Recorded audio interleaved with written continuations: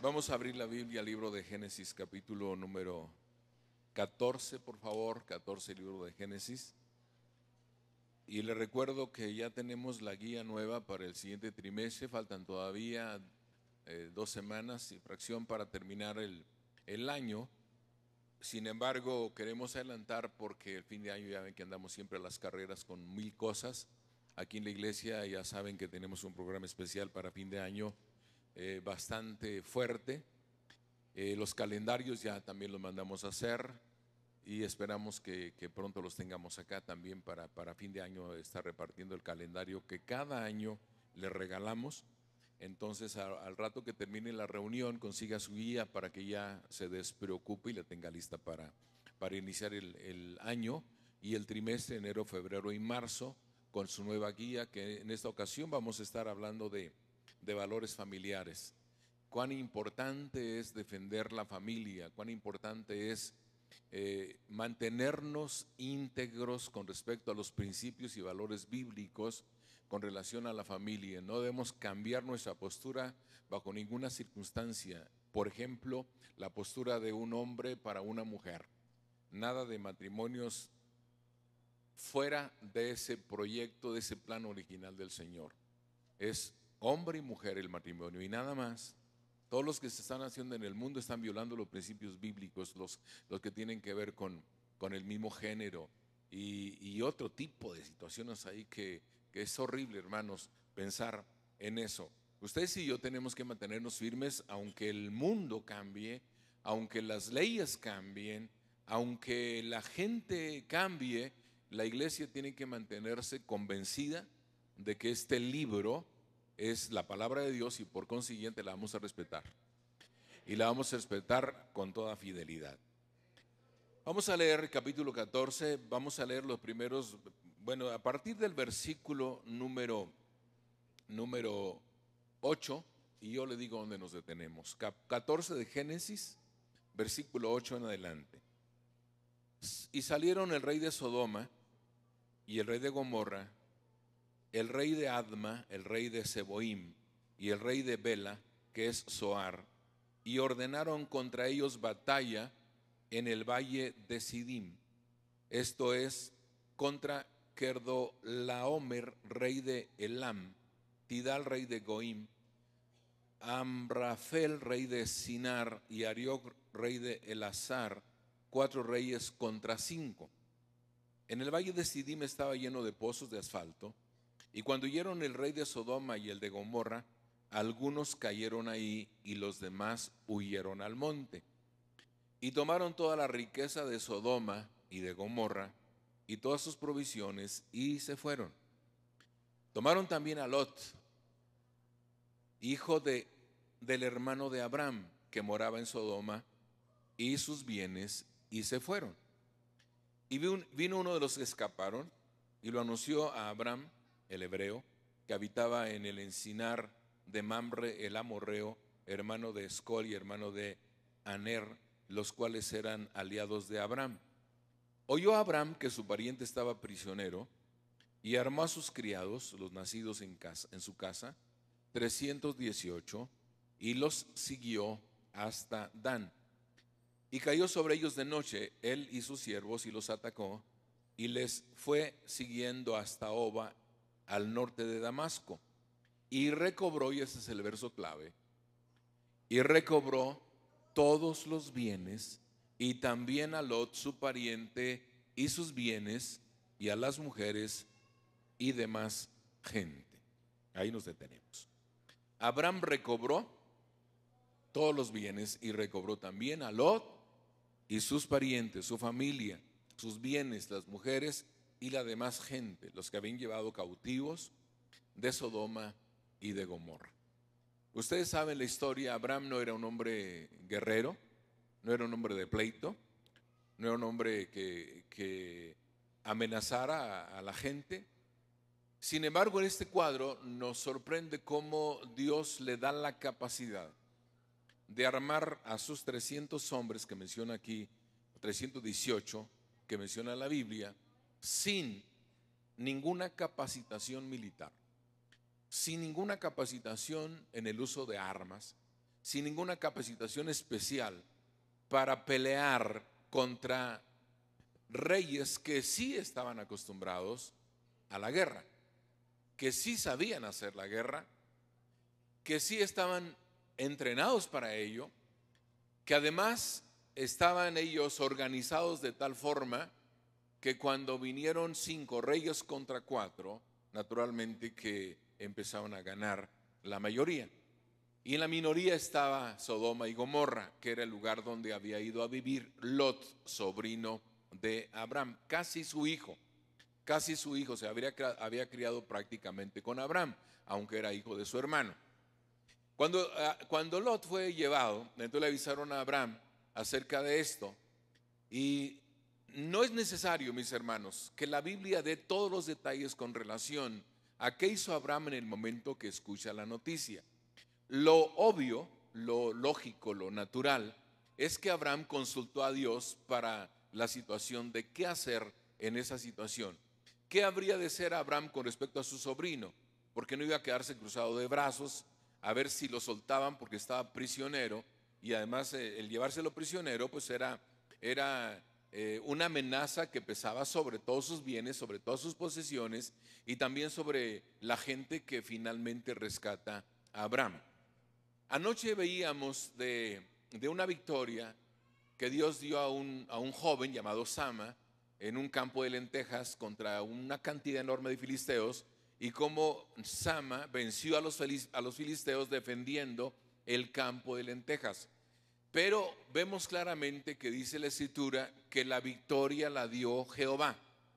Dios dio la victoria. Como ese pasaje hay muchos más. Viene a mi mente, por ejemplo, el caso de Jonatán, el hijo de Saúl, cuando peleó contra los filisteos también. El ejército de su padre estaba débil, casi estaban derrotados, y Jonatán con su ayudante subieron a pelear contra los filisteos con esta consigna. Le dijo Jonatán a su ayudante: vamos, y el Señor haga lo que Él quiera. Para Él no es ningún problema salvar con pocos o con muchos. Eso declaró Jonatán. Y solo dos personas.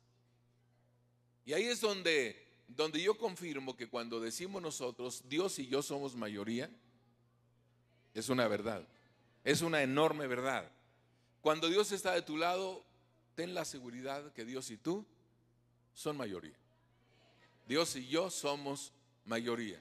Y eso fue lo que ocurrió con Jonatán, pues eran solamente 2, pero Dios estaba de su parte.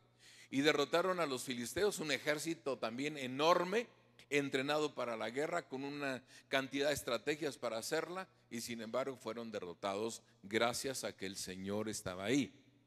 Por consiguiente, no dudo que Abraham, al consultar a Dios con respecto a su sobrino Lot, haya sido guiado por el Señor para decirle: pues ármate a los 308 hombres que tienes, 18 hombres que tienes en casa. Noten ustedes que Abraham a esas alturas ya era un hombre poderoso, un hombre rico, un hombre que tenía muchas posesiones, y armó a su gente, la que no estaba entrenada. Fueron tras el enemigo, y ustedes ya vieron lo que ocurrió. Recobró, y esa palabra recobrar es palabra clave. Le dije, recobró a Lot, recobró sus bienes, recobró las mujeres, recobró también la otra gente que estaba con Lot. Anoche decíamos que el ladrón, el diablo, no vino sino para hurtar, matar y destruir. Jesús dijo: pero yo he venido para que tengan vida y para que tengan en abundancia. Y luego también mencionábamos que el apóstol Juan, en una de sus cartas, menciona que para esto apareció el Hijo de Dios, para deshacer las obras del diablo.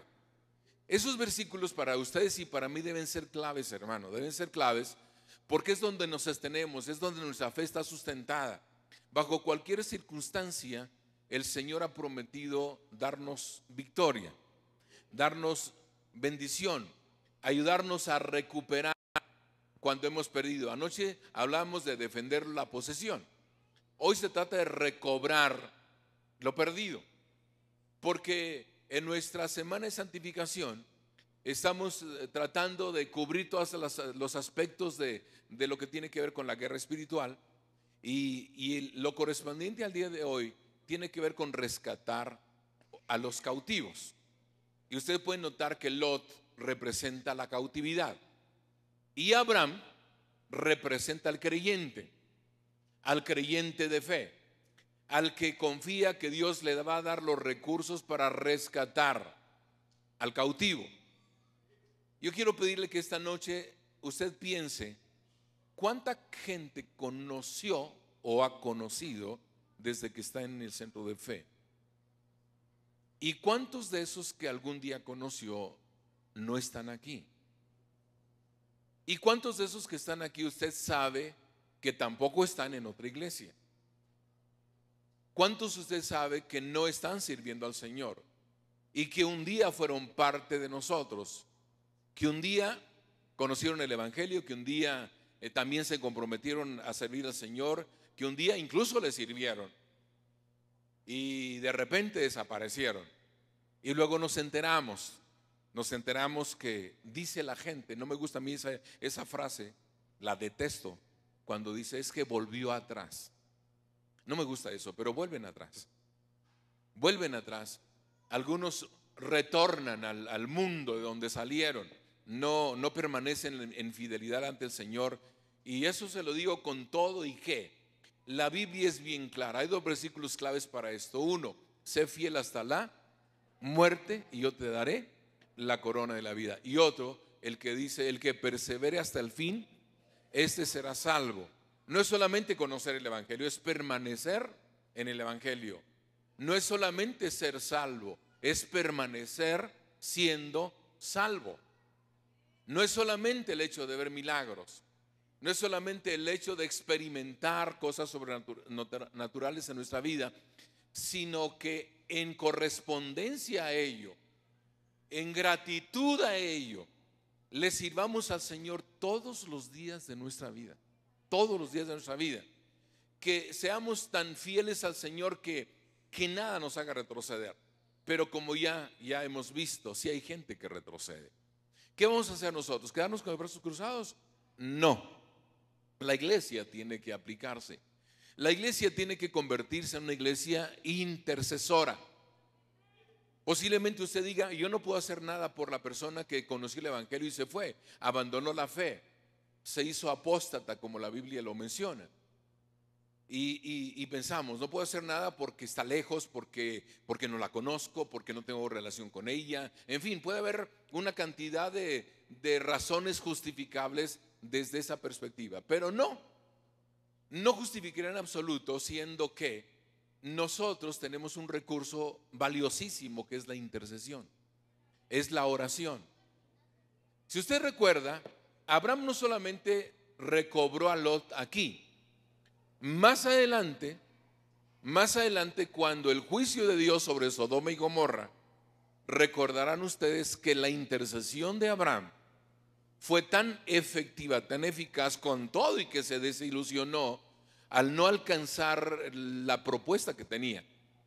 Porque cuando Abraham se entera que Dios va a devastar Sodoma y Gomorra, Abraham le dice: Señor, no es posible que traigas juicio sobre el injusto y también el justo. Señor, ¿no será que haya 50 justos en Sodoma y Gomorra? Y el Señor le dice: mira, Abraham, por 50 justos no traería juicio. Pero no hay 50 justos en Sodoma y Gomorra. Y Abraham fue regateando con Dios, como diríamos nosotros ahora, porque le fue bajando 30, 20, 25, 20, 15. Bueno, se fue bajando hasta que le decía: Señor, no te enojes conmigo, pero a lo mejor hay 10, hay 10 justos. Y Dios le dice: no, Abraham, no hay 10 justos. Pero finalmente su oración fue escuchada, su intercesión fue escuchada, porque por amor a Lot, el Señor mandó a sus ángeles a sacarlo de la ciudad. Amén, hermanos. Yo le puedo asegurar que si Abraham no se planta, no se para, no se sostiene en esa convicción de: Señor, si hay un justo en ese lugar, sácalo, sálvalo, libértalo, protégelo. Y era Lot. Y tal vez algunos de nosotros, al leer el libro de Génesis, nos quedamos con la impresión de que Lot a lo mejor ni era tan justo. Esa es nuestra impresión cuando leemos solamente Génesis. Pero sorpréndase. ¿Y por qué tenemos esa impresión antes de sorpréndase? Porque nosotros vemos la historia y vimos que Lot fue bastante ventajoso con respecto a escoger tierras cuando tuvieron conflicto los pastores de Abraham y los pastores de Lot. Y fue bastante ventajoso y eligió, porque Abraham le dijo: escoge, si tú escoges a la derecha, yo voy a la izquierda; si escoges al oriente, yo voy al poniente. Y le dio la libertad de escoger. Y Lot ventajosamente eligió la llanura, eligió la tierra fértil, porque él dijo: aquí hay suficiente posibilidad de prosperidad. Y Abraham dijo: está bien. Finalmente, quien más prosperó fue Abraham. Y con esa impresión nos quedamos nosotros de que Lot era ambicioso, de que Lot no era la mejor persona. Pero vamos al Nuevo Testamento, ahora no, yo solo se lo menciono. Y cuando leemos allá al final, y leemos la carta de Judas, que es un solo capítulo, y Judas no es Judas Iscariote, de paso, para que no se me confunda, es Judas, hermano del Señor Jesús. Cuando él escribe su carta, él habla del justo Lot. Y así lo presenta: el justo Lot. Y cuando el Espíritu Santo es el que va dictando la escritura, porque toda escritura es inspirada por Dios, no tenemos otra más que aceptar que Dios conoce mejor las cosas que nosotros. Y que si para usted y para mí la impresión de que Lot no era tan justo como nosotros hubiéramos pensado, para Dios Lot era justo. Amén. Para Dios Lot era justo. Porque habla de cómo soportó Lot en Sodoma y Gomorra la maldad de los hombres y se mantuvo en la fe en Dios. Se mantuvo firme, y eso es lo que Dios exalta de Lot. Entonces, bueno, finalmente la intercesión de Abraham sobre Sodoma y Gomorra era: no habrá un justo, dos justos, tres justos. Luego nos quedamos con la idea de que Lot, su esposa, sus dos hijas eran la gente justa que estaba en Sodoma y Gomorra. Y también ahí nos da una sorpresa el Señor, porque los cuatro salieron de Sodoma y Gomorra, tanto Lot como su mujer y sus dos hijas. Los cuatro salieron, pero salieron con una instrucción: escapa por tu vida y no mires atrás. Esa era la instrucción. Y mientras ellos salían de la ciudad, liberados del juicio del fuego que cayó del cielo y consumió las ciudades, a la señora, yo no sé si debo decir se le ocurrió, yo creo que más bien a la señora se le cargó la mundanalidad, se le cargó el asunto del materialismo, se le cargó las posesiones que tenía allá, y en lugar de obedecer e ir hacia la libertad bajo la dirección de Dios con los ángeles que envió, volteó hacia atrás y, ¿qué dice la Biblia? Se convirtió en estatua de sal. Finalmente salieron tres justos que a la postre, y no me voy a meter en este terreno, también nos resulta complicado explicarlo. Porque uno diría: si era tan justo Lot y tan justas sus hijas, ¿por qué ocurrió lo que ocurrió después, cuando a sus hijas se les hizo fácil pensar que si no iban a tener descendencia, si su papá no iba a conservar descendencia, porque ellas no podrían echarle la mano y ayudarlo? Y ustedes conocen la historia: emborracharon al papá y concibieron del papá. Una cosa rara, que no lo tilde usted de incesto en este caso, por supuesto no lo califique de incesto, porque hasta este momento el incesto no existía. Hasta este momento no había ley, la ley no establecía el asunto de los pecados. La ley vino con Moisés y es cuando aparece el incesto como tal. De hecho, si hubiera sido así, entonces todos del Antiguo Testamento, del libro de Génesis hubieran sido incestuosos, porque recordará usted que se casaron entre parientes todos. ¿De dónde tomó esposa Jacob? Sino de la familia. Su mamá lo mandó allá, era su media hermana, su prima hermana, y de ahí tomó, pero no había el problema del incesto. Y entonces la pregunta es, ¿por qué a Dios no le gustó la idea entonces que las hijas hicieran eso? Por la forma en que lo hicieron. No era solamente la cuestión de hacerlo, sino la forma de hacerlo. Pero bueno, regresando a la historia y regresando a la comparación que hice hace un rato, ¿cuánta gente usted conoce que conoció el Evangelio y que no están acá? ¿Y qué estamos haciendo por ellos? Si no hemos hecho mucho o no hemos hecho nada, ya dije, lo mínimo es orar.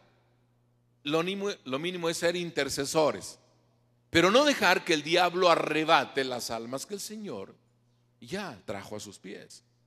No permitamos que por causa de pecado, de carnalidad, de debilidad, de lo que usted quiera, porque claro está que si usted platica con alguna persona que se ha ido de la iglesia y que se ha vuelto al mundo, va a dar sus razones y va a tratar de justificar y va a echarle la culpa al diablo, va a echar la culpa a la tentación, va a echar la culpa a la debilidad, va a echar la culpa a medio mundo. Pero pocos van a asumir su responsabilidad y decir, bueno, yo cometí el error, cometí el pecado y le pido perdón a Dios. Entonces hay que ayudarlos. Hay que apoyarlos. Y hay que pensar que nuestras oraciones hagan posible el retorno de muchos que se han ido. Amén, hermanos. Que Dios haga posible que aquellos que conocieron, aquellos que experimentaron, aquellos que vivieron los milagros, las maravillas, vivieron el cambio de vida, puedan retornar al camino, puedan regresar al camino del Señor, puedan estar con nosotros aquí glorificando al Señor Jesucristo. Amén, hermanos. Creo que esta meditación debe representar para ustedes y para mí algo así hasta como una tarea. Una tarea en las zonas mismas. Ustedes saben en las zonas qué líderes hubo, cuántas células tuvimos, cuántas células hemos tenido, cuánta gente asistió a las células. El líder sabe cuánta gente tenía ahí, cuánta gente logró tener, en qué momento algunos se desaparecieron, en qué momento algunos renunciaron literalmente a la fe. Pero no es para nosotros decir, bueno, no era de nosotros, porque luego tomamos hasta versículos de la Biblia para justificar eso. Es verdad que el apóstol Juan también menciona eso. Se fueron de nosotros porque no eran de nosotros. Ese es el momento del apóstol Juan, la experiencia local, la experiencia de él. Pero no es ninguna justificación para nosotros. El Señor determinará a los que no son, no nosotros. Amén, hermanos. Seguramente va a haberlos. Va a haber ese tipo de gente que no eran de nosotros y que se metieron acá. Los va a haber, pero no es de nosotros juzgarlo. Amén. No está en nosotros el calificarlo. No es que nosotros hemos de determinar quiénes sí son y quiénes no son de nosotros. Lo que hemos de hacer es orar y Dios sacará. Dios exhibirá. Porque Él lo hace, hermano. Él lo hace. Y Él exhibe los que no son. El Señor hace manifiesto a aquellos que se metieron por engaño, aquellos que tratan de impresionar con alguna cosa, tratando de confundir a los hermanos con ello. Pero Dios no puede ser burlado. ¿O sí? No, Dios no puede ser burlado.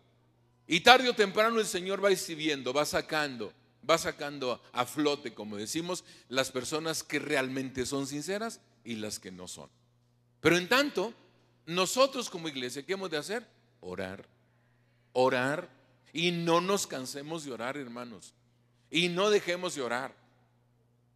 Yo estoy convencido, porque me lo han preguntado muchas veces. Hace unos días vino un joven de un instituto bíblico a platicar con mi esposa y luego estuvo con nosotros los pastores en la junta, en la célula pastoral. Y dentro de las preguntas que nos hacen es: ¿cuál es el secreto para que la iglesia trabaje? ¿Cuál es el secreto para que las células produzcan? ¿Cuál es el secreto para que la iglesia crezca? Y yo les decía, es que no hay secretos. O sea, no hay secretos.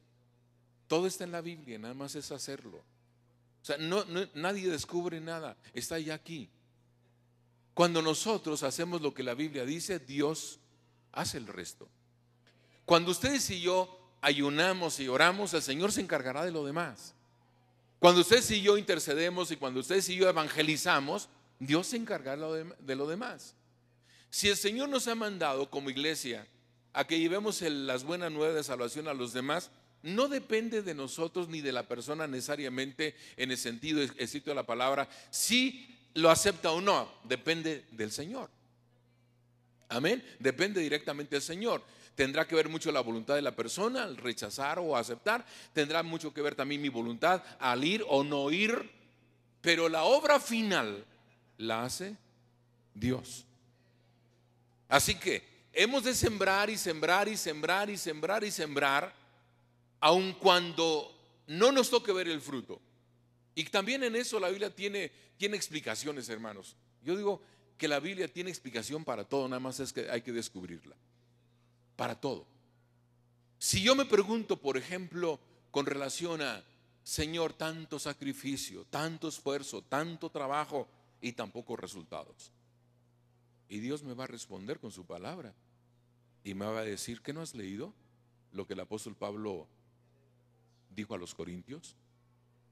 Yo sembré, Apolo regó, el crecimiento lo da el Señor. Unos son los que siembran y otros son los que cosechan. Está en la Biblia. Es una respuesta. Para que tampoco nos desanimemos en el sentido absoluto, pensando, tanto esfuerzo, tanto trabajo, tantas lágrimas, tanta oración, y la gente no se convierte. Ese no es trabajo de Dios nosotros. Dios nos mandó a orar, nos mandó a ayunar, nos mandó a predicar. La obra es de Él y vamos a hacerla. Y exactamente lo mismo aplica con relación a hacer el trabajo de rescatar a los cautivos. ¿Cuánta gente está cautiva ahora? Cautiva de licor, cautiva de drogas, cautiva de una cantidad de cosas. Sin embargo, Dios sigue haciendo liberaciones maravillosas. Gracias a las oraciones y gracias a ustedes también cuando invitan a la gente. Yo cada vez que voy a un encuentro, cuando es encuentro, me llevo sorpresas. Cada vez que voy a un encuentro, de repente pregunto, digo, ¿y a esa persona quién la invitó? ¿Quién la trajo? Ya nos dice, pues el hermanito, la hermanita se lo trajo. Y entonces al estar investigando descubro que es gente que trae un arrastre de cosas, que si nosotros nos basáramos en la impresión que nos da los antecedentes de la persona, diríamos, este no tiene remedio. O sea, esta mujer ya no tiene remedio. O sea, ha estado con brujos, ha estado con hechiceros, ha estado ¿con qué no ha estado? Y sin embargo, Dios tiene poder. Y los ha traído del encuentro liberados, transformados, cambiados, renacidos. Y nos gozamos de ello. Y también nos gozamos de la lucha, porque algunos vienen bien bendecidos del encuentro, liberados, sumamente contentos, felices, pero empezamos el ayuno y viene la guerra, y viene la oposición, y viene la lucha, y viene a veces el desánimo, a lo cual generalmente respondemos, espérame, es parte del trato del Señor. Es parte del desarrollo, es parte del proceso, es parte del crecimiento. Amén. Ustedes no me digan que la primera vez que ayunaron fue sumamente difícil. Y mire qué curioso. Uno puede dejar de comer un día, 2 días, 3 días, cuando es cuestión de no comí porque no tenía hambre, o porque estaba distraído, o porque estaba de viaje, o porque no había cerca que comer, y no pasa nada. Pero apenas empiezas a ayunar, y cambia radicalmente la historia. Y tú dices, pero si yo muchas veces me he quedado sin comer, ¿ahora qué me pasa? Ahora que estoy ayunando parece que la lucha es más fuerte. No parece, es más fuerte. Amén. Es más fuerte. pero también te anticipo con eso. Ese es uno de mis favoritas ideas. A mayor lucha, mayor victoria. Amén. Mayor victoria. Entre más grande sea la batalla, más grande la victoria. Y por consiguiente, mayor honra para el que nos da la victoria. Mayor alabanza, mayor regocijo con él, al que nos da la victoria. Entonces, mis hermanos, ¿somos más que vencedores? Por supuesto que somos más que vencedores. Y vamos a rescatar a los que están cautivos, vamos a rescatarlos.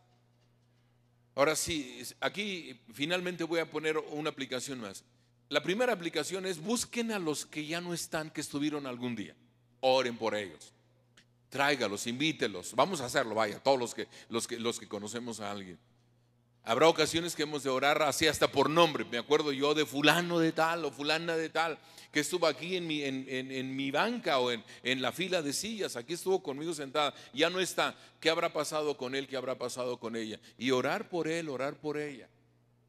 Pero la otra es: oremos por todos los cautivos de alguna influencia que los tiene atrapados. Voy a hacer una observación un poco aguda para todos los que usan internet y particularmente Facebook en ese auditorio. Hoy me dio mucha tristeza todo el día, bueno, Natalia, las veces que me asomé a las redes sociales, me dio tristeza y me dio coraje. Ya saben que hay coraje santificado. No necesariamente, pero el Señor se molestó y así me molestó. ¿Por qué? Porque hay muchos cristianos que atacaron al catolicismo hoy 12 de diciembre en las redes sociales. Y yo digo, ¿pero qué ganan con eso? ¿Qué ganan con agreder a las personas con palabras, con posturas, con situaciones? ¿Qué se gana con eso? El repudio, el rechazo, el odio. Es lo que se gana. Y luego nos preguntamos, ¿por qué la gente no quiere acercarse al Señor? Porque no somos sabios para darles mensaje. Porque no somos sabios para hablar de Jesús. Porque no somos sabios y criticamos lo que hacen otros. Si Dios tuvo misericordia de nosotros, hermanos, abriéndonos los ojos y sacándonos de la idolatría, bendito su nombre, bendito su misericordia. Pero si lo hizo con nosotros, lo puede hacer con los demás de la misma manera, sin agredir, sin ofender, sin poner cosas que ni al caso, hermanos, que no vienen al caso. Si nosotros vamos a rescatar a los cautivos de idolatría, es amándolos, es respetándolos. ¿Dicen amén? Si no amamos y respetamos, no vamos a ganarlos, hermanos. Si vamos a liberar a los cautivos, tenemos que emplear los ingredientes que Jesús empleó. Usted asómese a la Biblia y dígame, ¿cuándo Jesús ofendió a la gente en ese sentido? Jamás. Dijo verdades muy fuertes, pero no en el afán de ofender a la gente. Jamás el Señor tuvo la intención de ofender a nadie. Hemos de aprender de nuestro maestro, por supuesto. Y si vamos a ver gente aquí postrada a los pies del Señor, que viene de una vida de cautividad, de vicio, cautividad de odio, cautividad de rencor, cautividad de amarguras, de resentimientos, cautiva de mil cosas, entonces lo vamos a hacer amando a la gente, respetando a la gente, orando por la gente. Amén, hermanos. Si no hacemos eso, hermanos, olvídese, entonces no estamos haciendo las cosas correctamente. Así que yo les pido, por favor, que antes que oremos por los cautivos, antes que hagamos una oración, pero de guerra, de combate, de lucha, por los cautivos, primero le digamos: Señor, perdónanos donde hemos sido ingratos, necios, torpes, donde nos hemos equivocado. Perdónanos, Señor, porque no vamos a ganar a los perdidos ofendiéndolos. No vamos a ganarlos así. La única manera de ganarlos es como Cristo los amó y hemos de amarlos nosotros. Póngase de pie y pedimos perdón primero, y después vamos a orar que el Señor liberte a los cautivos, que los liberte, que los haga volver, que el Señor tenga misericordia, que rescate al perdido, que el Señor lo rescate. Todos oramos. Padre, te damos gracias por tu palabra, y oramos aquí, Señor, primero pidiéndote perdón por nuestras torpezas, pidiéndote perdón, Señor, por las formas erróneas, equivocadas que hemos usado, tratando, Señor, de hacer llegar el mensaje a otros, Señor, pero equivocadamente.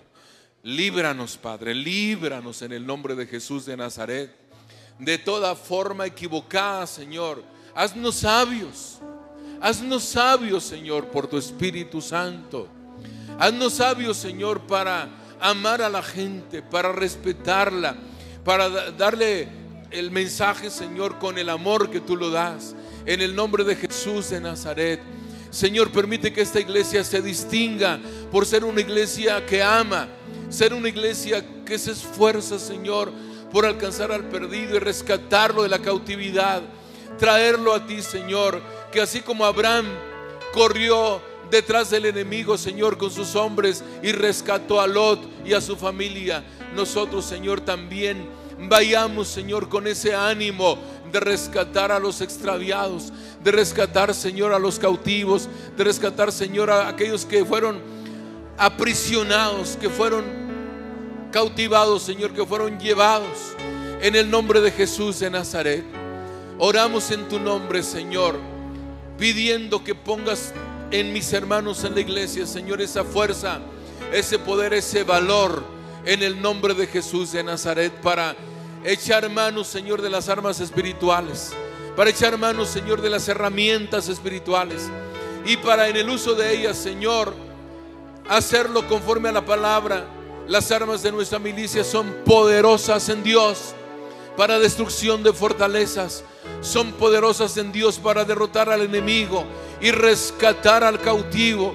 Y en esta noche, Señor, declaramos que muchos que ahora están cautivos van a ver tu luz, van a ver tu verdad, van a volver a ti, se van a acercar, Señor, humillados ante ti, van a reconocer, Señor, tu soberanía. Todos aquellos, Señor, que han sido cautivos de idolatría, de hechicería, que han sido cautivos, Señor, de tradiciones terrenales simplemente, Padre, te pedimos que nos des la habilidad, la capacidad, Señor, de ser intercesores, pero también enseñar la palabra de tal manera, de tal forma, Señor, que aquellos que están extraviados se convenzan de la necesidad de ti, de la necesidad de tu libertad, de la necesidad de tu paz, de la necesidad de tu gracia. Espíritu Santo, ayúdanos, Señor, ayúdanos. Pon, Señor, también tus palabras en nuestra boca para orar, para saber orar correctamente, Señor, para saber interceder correctamente. Pon, Señor, no solo las palabras en nuestra boca, sino toma el control de nuestros sentimientos, de nuestras emociones, de nuestro corazón, para que todo, Señor, lo que hacemos sea motivado, Señor, por la fuerza de tu amor, por la fuerza de tu gracia, por la fuerza de tu compasión, Señor. En el nombre de Jesús te pido por este país, Padre. Liberta México, Señor. Liberta esta nación, Espíritu Santo. Liberta, Señor, la gente esclavizada, Padre. Cuánto dolor produce, Señor, ver la ignorancia de muchos, Señor. Cuánto dolor produce, Señor, ver cuántos, Señor, gente que con toda sinceridad, Señor, están haciendo las cosas equivocadamente, Padre. Te pido en el nombre de Jesús de Nazaret, ten misericordia. Ten misericordia, Señor, en el nombre de Jesús de Nazaret, y trae liberación, Señor, a este país. Trae libertad a este país, Señor. Rescata, Padre, rescata con tu poder y tu gracia, Señor, la gente oprimida, la gente cautiva, la gente presa, Señor. Rescátala, Padre, por misericordia y amor a tu nombre. Señor, gracias por hacer de esta congregación una congregación, Señor, que estamos en proceso de aprendizaje, con ganas de aprender y con ganas de hacer las cosas correctamente, con ganas de corregir los errores cuando los cometemos, Señor, con ganas de reconocer nuestras faltas, pero corregirlas en el momento, Señor, que las reconocemos. En el nombre de Jesús de Nazaret, Señor, ilumina nuestra mente y corazón por tu Espíritu Santo, Señor, para que todo lo hagamos para gloria tuya. En el nombre de Jesús, gracias, Padre. Gracias, Señor. También te agradezco, Señor, por las ofrendas de esta noche, y te pido bendiciones para toda la iglesia. Te suplico que no falte tu provisión en ningún hogar representado aquí. Suple en gran manera, Señor. Suple maravillosamente.